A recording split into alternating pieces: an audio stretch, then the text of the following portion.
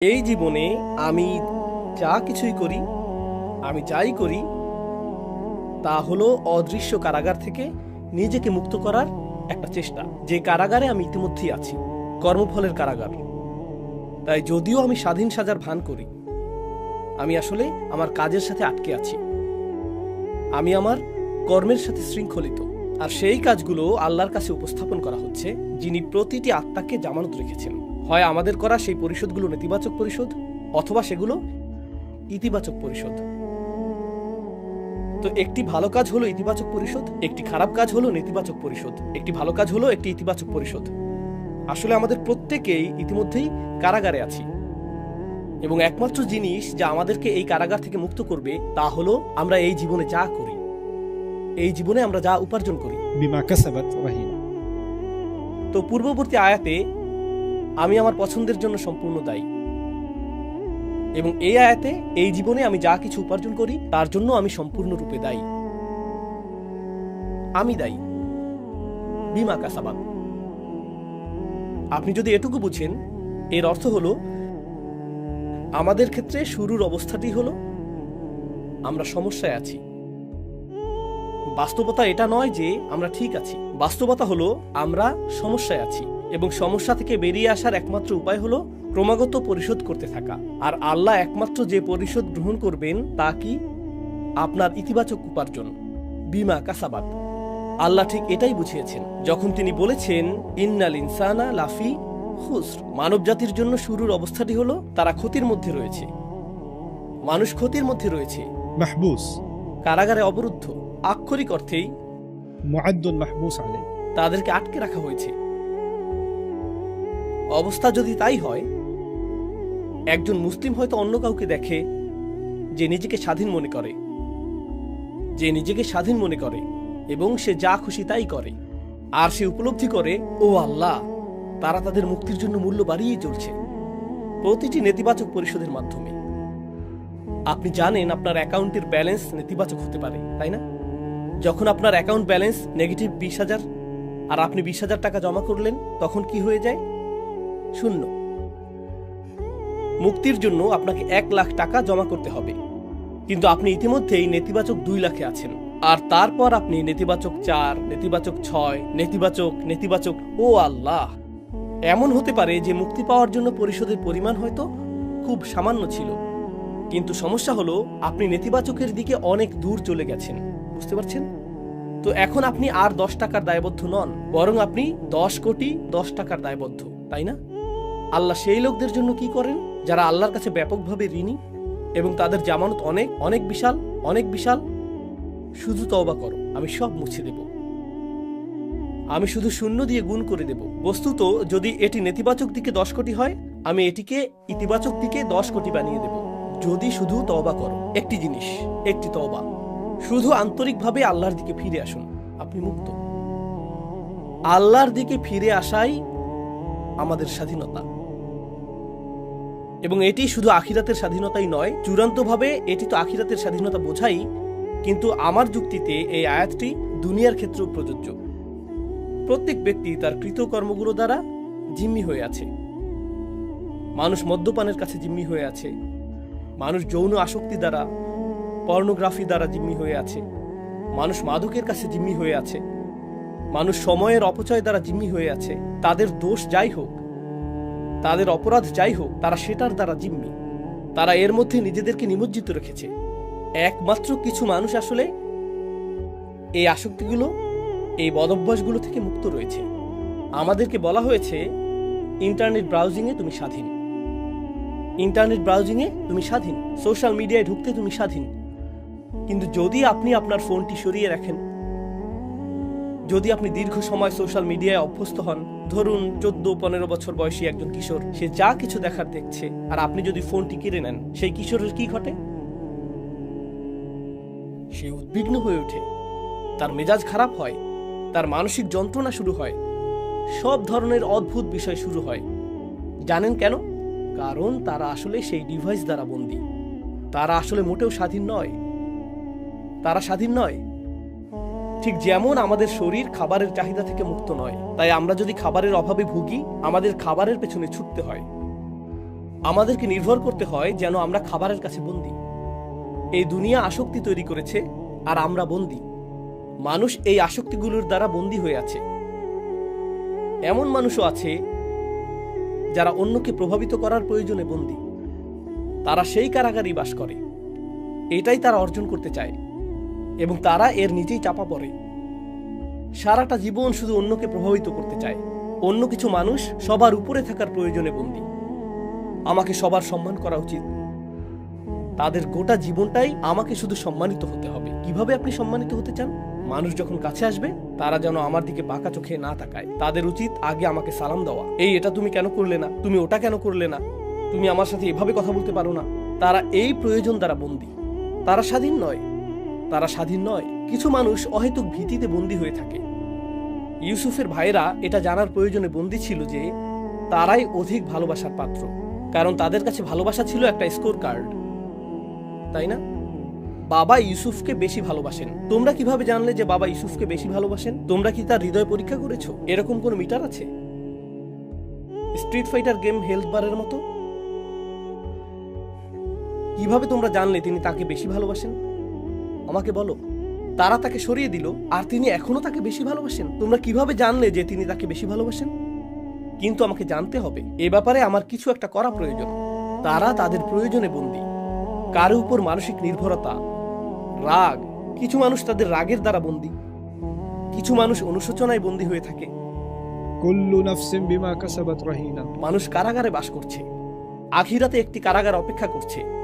কিন্তু মানুষ এই জীবনে নিজেদের জন্য কারাগার তৈরি করতে অত্যন্ত পারদর্শী। আমরা এতে খুবই পারদর্শী। এবং এই আয়াতটি বলছে অন্য কেউ আপনাকে কারাগারে রাখেনি, এটা আপনার নিজের তৈরি কারাগার। আর একমাত্র যিনি আপনাকে তা থেকে মুক্ত করতে পারেন তিনি কে? আপনি এবং আপনার কর্ম। সুতরাং আপনি এমন কাজ করতে পারেন যা আপনাকে আরো কারারুদ্ধ করবে, অথবা আপনি কারাগার থেকে মুক্তির পথ অর্জন করতে পারেন। আপনি যদি এই অর্থে এবং স্বাধীনতা নিয়ে ভাবেন, নারীদের হিজাব পরিহিত দেখলে মানুষ কেন এত বিচলিত হয়? সকলেই স্বাধীন, তুমি স্বাধীন নও কেন? তুমি নিপীড়িত। তারা খুবই বিরক্ত। আমার এমন কিছু অমুসলিম নারীর সাথে কথা বলার সুযোগ হয়েছে যারা পর্দা করে না এবং তারা কর্পোরেট জগতে কাজ করে। আমি বললাম, আপনার কর্মক্ষেত্র নিয়ে কিছু বলুন, সবচেয়ে কঠিন বিষয় কোনটি? তারা বলে কাজের জন্য তৈরি হওয়া। কয়েকজন মহিলা আমাকে বলেছে কাজের জন্য তৈরি হওয়াই সবচেয়ে কঠিন কাজ। আমি বললাম, কেন কেন এত কঠিন? আপনার দাঁত ব্রাশ করাটা কি খুব কঠিন? না, আমাকে মেকআপে অনেক বেশি সময় দিতে হয়, নির্দিষ্ট ধরনের পোশাক পরতে হয়। নির্দিষ্ট ধরনের পোশাক বলতে কি বোঝায়? সে বলল, আপনি তো জানেন। আমি বললাম, আমি জানি না, আপনি কি বোঝাতে চাইছেন? সে বলল, দেখুন, আপনার লুক যদি বিশেষ ধরনের না হয় আপনি উন্নতি করতে পারবেন না। তো আমি বললাম, আপনাকে একটা কথা জিজ্ঞেস করি, আমরা ইসলাম নিয়ে কথা বলছি না, আপনাকে একটা বিষয় জিজ্ঞেস করি, এই সমস্ত প্রত্যাশার কারণে আপনি কি নিজেকে বন্দী মনে করেন?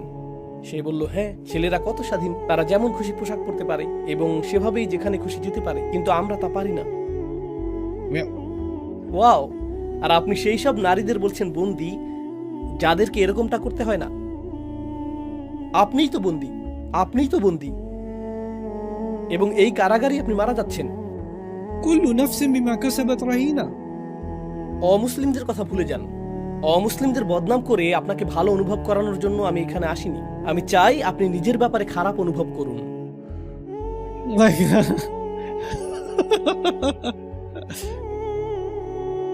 আমরা এইসব অনর্থক মানদণ্ড বানিয়েছি আর তারপর এই মানদণ্ড পূরণ না হবার দুঃখে মরে যাই। একটা বিয়ে কেমন হতে হবে? এখন আমরা এই মানদণ্ড তৈরি করেছি, এই মানদণ্ড ইনস্টাগ্রাম থেকে অবতীর্ণ হয়েছে। আর এখন আপনার বিয়ে যদি সেই রকম না হয়, এটা আমার জীবনের সবচেয়ে খারাপ দিন। কেন কেন? আমরা নিজেদের জন্য এমন কারাগার বানিয়েছি যার কোনো প্রয়োজনই ছিল না। আমরা নিজেদেরকে জিম্মি বানিয়েছি, আর সেই কারাগারে নিজেদেরকে রাখার জন্য আমরা যে কোনো কিছু করতে প্রস্তুত। ইসলাম আসলো এবং মুক্তিদান করলো। আপনাকে শুধুমাত্র একজনেরই দাসত্ব করতে হবে, আর তিনি হলেন আল্লাহ। আর হ্যাঁ, আপনার খারাপ কাজের জন্য আপনাকে জিম্মি করে রাখা হয়েছে, আর নিজেকে মুক্ত করার জন্য আপনি ভালো কাজ করতে পারেন। শুধু মানুষ হয়ে উঠুন। আপনার জীবনের একমাত্র উদ্দেশ্য হওয়া উচিত আমি কি সঠিক কাজটি করছি। আপনার উদ্দেশ্য আর এটা থাকবে না যে আমি কি জনপ্রিয় কোনো কাজ করছি, আমি কি ফ্যাশনেবল কোনো কাজটি করছি, আমি কি সবচেয়ে বেশি অর্থ উপার্জনকারী কাজটি করছি, আমি কি প্রতিযোগিতামূলক কাজটি করছি। এই প্রশ্নগুলো অদৃশ্য হতে থাকবে। একমাত্র প্রধান যে প্রশ্ন থেকে যাবে তা হলো আমি কি সঠিক কাজটা করছি। শুধু এটুকুই, আমি কি সঠিক জিনিস অর্জন করছি, ব্যাস এটুকুই। কি অসাধারণ এক বিশ্ব দর্শন। আর এটাই স্বাধীনতা। আমি সঠিক কাজটি করতে স্বাধীন। যখন অন্যেরা সবাই কারাগারে রয়েছে, তারা আমার উপর চাপিয়ে দিতে পারে না। এমনকি সেই মেয়েরা যাদের বিষয়ে সেদিন কথা হচ্ছিল, এক তরুণী ইনফ্লুয়েন্সার নারীদের ব্যাপারে বলছিল যারা পর্দা ত্যাগ করেছে ইত্যাদি ইত্যাদি, তারা কি অন্যদের চোখ আর মতামতের কারাগারে বন্দী নয় এবং এর দ্বারা প্রভাবিত হয়ে পর্দাহীনতার সিদ্ধান্ত নেয় না? একমাত্র কারাগার, একমাত্র আত্মসমর্পণ যা আমাদের মেনে নেওয়া উচিত তা হলো আল্লাহর কাছে আত্মসমর্পণ। আর আমি আপনাদের বলছি, কোরআনের দর্শন সত্যি অসাধারণ। আমরা নিজেদেরকে আল্লাহর দাস বলে থাকি, আর কোরআন বর্ণনা করছে আপনি কোনো না কোনো কিছুর দাস হবেনই, কিন্তু সিদ্ধান্ত আপনার যে আপনি কিসের দাস হবেন। আপনি হবেন ফ্যাশনের দাস, টাকার দাস, মানুষের দাস, সংস্কৃতির দাস, মানদণ্ডের দাস, জনপ্রিয়তার দাস, আপনার অহংকারের দাস, অথবা আল্লাহর দাস। আপনি যদি আল্লাহকে মেনে না নেন তবে অন্য কিছুর দাসে পরিণত হবেন, কিন্তু যদি আল্লাহকে বেছে নেন অন্য সকল দাসত্ব থেকে আপনি মুক্তি পাবেন। এটাই স্বাধীনতা। এটা আপনাকে অন্য সব কিছু থেকে মুক্ত করবে। একেই সত্যিকার অর্থে বলা হয় শৃঙ্খল ভাঙা। আল্লাহ বলেছেন বাস্তবতা হলো প্রত্যেক মানুষ শৃঙ্খলে আবদ্ধ হয়ে আছে। এখানে কেবল একটিই বিষয় আছে, আমরা সকলেই আবদ্ধ। আমরা আসলে স্বাধীন নই। আমাদের করা প্রতিটি কাজই এরকম। কল্পনা করুন আমার উপর হাজারো শিকল রয়েছে। আমার প্রতিটি ভালো কাজ সেই শিকলগুলোর একটি করে ভাঙছে, অথবা আমার প্রতিটি খারাপ কাজ সেই শিকলগুলোর সাথে একটি করে যোগ করছে, আর আমি সেই শিকলগুলো দেখতেও পাই না। তারপর বিচারের দিনে সেই সমস্ত শিকল প্রকাশ পাবে। এটাই কুল্লু নাফসিন বিমা কাসাবাত রহিনা। এটা কেবল তাদের অর্জন যা তারা করছে, এর জন্যই তারা জিম্মি হয়ে আছে। সুবহানাল্লাহ। এটি একটি বিস্ময়কর এবং আশ্চর্যজনক বাস্তবতা। এটি একটি অবিশ্বাস্য বাস্তবতা। এটি আপনার ও আমার উদ্দেশ্যে আল্লাহর বলার একটি উপায় যে কেউ আমাদের কারাগারে রাখেনি, আমরাই রয়েছি। আমরাই রয়েছি। এটা অসম্ভব। আমি অনেক বেশি ভুল করেছি। আমি অনেক দূরে। আমি কারাগারের গর্তের অনেক গভীরে আছি। আমার পক্ষে উপরে উঠে আসার কোনো উপায় নেই। না, আপনার মুক্তি পাওয়া সম্ভব সহজেই, ইল্লা আসহাব আল ইয়ামিন, ডান দিকের লোকেরা ছাড়া। আল্লাহ বলেছেন আসহাব আল ইয়ামিন। জানেন, এটা বিচার দিবসের মানুষদের একটা বর্ণনা। সেখানে বাম দিকের মানুষ থাকবে এবং ডান দিকের মানুষও থাকবে, এবং এমন মানুষও থাকবে যারা তাদের আমলনামা ডান হাতে পাবে, তাই তাদেরকে ডানপন্থী লোক বলা হয়। কিছু মানুষ তাদের আমলনামা বাম হাতে পাবে। সেখানে এমন লোক আছে যাদের উপর মূলত অভিশাপ রয়েছে, আসহাবুল মাশআমা, অশুভ, অভিশপ্ত, আসহাবুশ শিমাল। কিন্তু ডান দিকের লোকেরা হলো আসহাবুল ইয়ামিন। আসহাবুল মাইমানা মা আসহাবুল মাইমানা ওয়া আসহাবুল মাশআমাতি মা আসহাবুল মাশআমা। কিন্তু ইয়ামিনের আরো একটা অর্থ আছে। আরবিতে ইয়ামিন বলতে শপথ বোঝানো হয়। সুতরাং যখন আপনি ইয়ামিন গ্রহণ করেন, আপনি একটি শপথ নিচ্ছেন। এরা হলো সেই সব লোক যারা আল্লাহর কাছে কৃত শপথ রক্ষা করেছে। এরাই ইয়ামিনের অধিকারী। এমনকি পৃথিবীতে আসার আগেও তারা ইতিমধ্যেই আল্লাহর কাছে একটি প্রতিশ্রুতি দিয়েছিল, এবং সেই ফিতরা অনুযায়ী তারা তাদের প্রতিশ্রুতি রক্ষা করে চলেছে। এরাই হলো ইয়ামিনের অধিকারী মানুষ। ইয়ামিন অর্থ সম্মানজনক কাজ করাও বোঝায়, কারণ ইয়ামিন বা ডান হাত ভালো কাজকে প্রতিনিধিত্ব করে। এটি আপনার চুক্তি পূরণের প্রতিনিধিত্ব করে। ডান হাতকে আপনি চুক্তি করার জন্য নির্ভরযোগ্যতা প্রদর্শনের কর্মর্দন করতে ব্যবহার করেন। আপনি ডান হাত মিলিয়েছেন মানে হলো আপনি এখন এর জন্য দায়ী, আপনি এর উপযুক্ত। বিশ্বজুড়ে আদালতগুলোতে এবং নতুন পুরাতন সকল সংস্কৃতিতে আপনি আপনার ডান হাত দিয়ে সাক্ষ্য দেন। আপনি আপনার বুকে হাত রাখেন এবং অঙ্গীকার করেন। আপনি প্রতিশ্রুতি দেন, তাই না? ডান হাত হলো সংস্কৃতি, সম্মান, ন্যায় এবং সততার প্রতীক। এরা হলো সততার মানুষ। এরা এমন লোক যারা সঠিক উপায়ে কাজ করে। যখন আপনি ভুল উপায়ে কাজ করেন, আপনি আপনার বাম হাত ব্যবহার করেন। যখন আপনি সঠিক উপায়ে কাজ করেন, আপনি ডান হাত ব্যবহার করেন। ইল্লা আসহাবুল ইয়ামিন। একমাত্র মানুষ যারা জিম্মি নয় তারা হলো ডান হাতের সঙ্গী। এই কথার দ্বারা বড় একটি চিন্তার দ্বন্দ্ব সৃষ্টি হবার সম্ভাবনা থেকে যায়। আমি আপনাদের মতো করে নিজেই একটা প্রশ্ন করছি। কিন্তু উস্তাদ, আমার একটা প্রশ্ন আছে।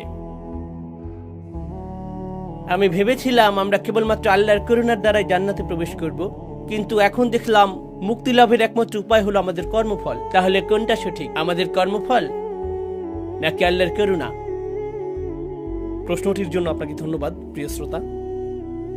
এখন আমি এর উত্তর দেওয়ার চেষ্টা করছি, কারণ সহিহ হাদিসে এসেছে যে আমরা একমাত্র কিসের দ্বারা জান্নাতে প্রবেশ করব? আল্লাহর করুণা। আমাদের কৃতকর্ম যথেষ্ট নয়। আর এখন আল্লাহ বলছেন তোমরা মুক্তি পাবে না কোন জিনিসটি ছাড়া? যা তোমরা অর্জন করেছো। তাই মনে হচ্ছে একটি দ্বন্দ্ব রয়েছে। আমরা কি কেবল আল্লাহর করুণাতেই জান্নাতে যাব, নাকি আমাদের কর্মের দ্বারা? আসুন গোটা ব্যাপারটা আরেকবার ভেবে দেখি। আমার আমল কখনোই যথেষ্ট হবে না, কখনোই না, কারণ জান্নাত আসলেই অনেক দামি, তাই না? দেখুন, পৃথিবীতে অনেক চমৎকার স্থান রয়েছে। ইউরোপে সুইজারল্যান্ডের মতো জায়গাগুলো অত্যন্ত সুন্দর। ফ্রান্সের এমন কিছু অংশ আছে যা অত্যন্ত সুন্দর। আমি নিশ্চিত জার্মানিরও কিছু অংশ অত্যন্ত সুন্দর, তাই না? আমি এখনো সেগুলো দেখিনি, তবে আমি নিশ্চিত। আমি বার্লিন গিয়েছি। এর চেয়ে বেশি আমাকে কি করতে বলেন?